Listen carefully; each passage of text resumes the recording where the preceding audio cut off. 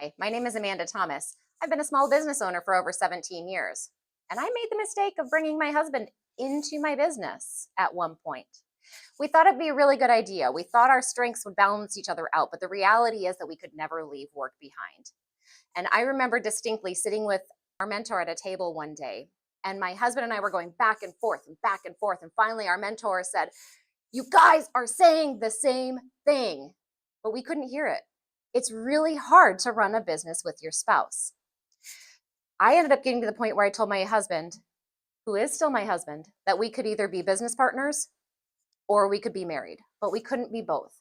And that was a really tough point to get to. And it was a low point in our marriage, I'll be completely honest.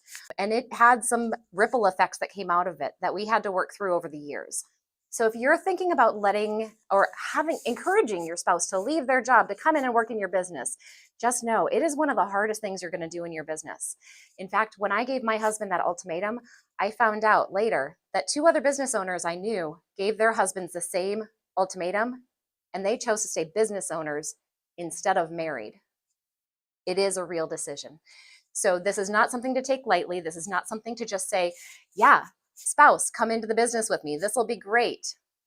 It's not. It's a lot harder than you think, and it's a really heavy decision. So please don't take it lightly. If you have more questions, feel free to reach out to me on it. I'm happy to tell you my story.